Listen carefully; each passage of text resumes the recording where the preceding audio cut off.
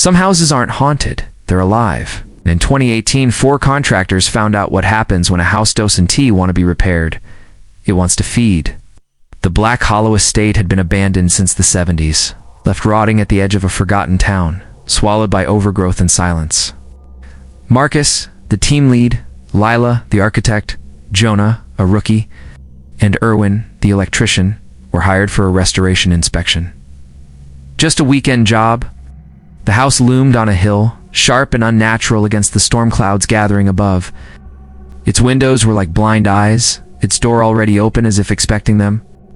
The moment they stepped inside, the air shifted. The door slammed shut behind them with a final, echoing boom, and they couldn't open it again. The walls seemed to breathe. They tried to laugh it off, blame the wind, but no one really smiled. Jonah went to check the basement first. It smelled like rust and decay.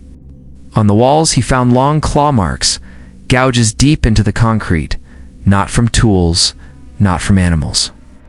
His flashlight flickered, and in the moment of darkness, he felt something exhale behind his neck. Slow, wet, and cold. Upstairs, Lila explored the second floor.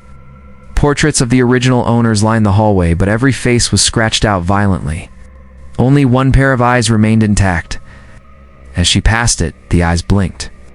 Before she could scream, the attic ladder creaked and unfolded on its own. When Marcus ran to check, it was neatly tucked away again. No one believed her. That night, Leela sleepwalked. Jonah found her standing at the top of the stairs at 3:11 a.m., whispering in a language none of them knew. The next day, Erwin was rewiring the old breaker. As he flipped the switches, every bulb in the house exploded at once, cutting his face with flying glass. He staggered to the bathroom and in the mirror saw something behind him, a shape dripping from the ceiling, with too many arms and a vertical mouth stretching up its forehead. Then it vanished.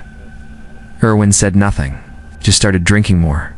At dinner, Marcus bit into his sandwich and immediately spit it out. His mouth filled with something wet and stringy. Hair, black. Long, soaked in something that smelled like rot. But when Lila checked, the sandwich was clean. Jonah lost it. He grabbed his gear and tried to escape through the front door, but it was gone. Literally. Just wall now. No seam, no handle. He sprinted from room to room, searching for any window to break, but each one led to another hallway, another staircase. No matter how many corners he turned, the rooms changed behind him. Then he found it. A door at the end of a hallway that had existed an hour earlier. Inside were dozens of rotting children's toys, dolls without eyes, a rocking horse still moving, and a crib that was dripping water from within. As soon as he stepped in, the door slammed shut. Leela and Marcus heard him scream. Animal screams, primal, and when they kicked the door in, Jonah was gone. Until they looked up. His body was jammed into the ceiling corner like a spider's prey. His eyes missing, his mouth stretched impossibly wide. Carved into his chest were the words, "This is how I teats." Erwin snapped. He said the house was alive, that it had a heart buried in the walls, and it fed on fear, then blood. He ran to the boiler room and began smashing holes in the drywall. The house responded. As his hammer crashed through the plaster, the wall bled. Real blood.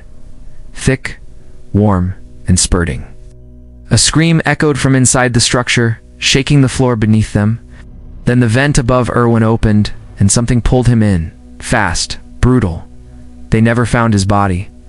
Only his crushed flask lay beneath the open grate. Now just Marcus and Leela remained. Desperate, they poured gasoline over the living room and struck a match. The flames rose quickly, but the fire didn't burn the house. It woke it. The walls pulsed.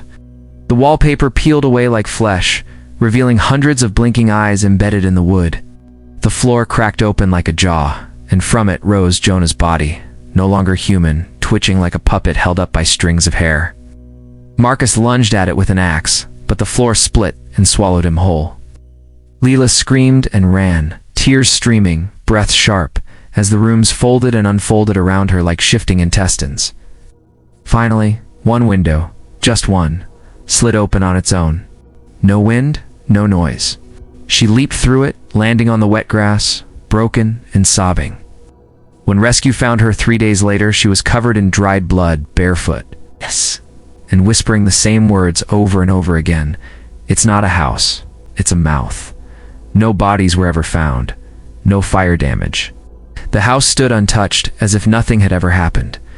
Today it's been repainted, relisted, and waiting for the next group to walk in and never walk out.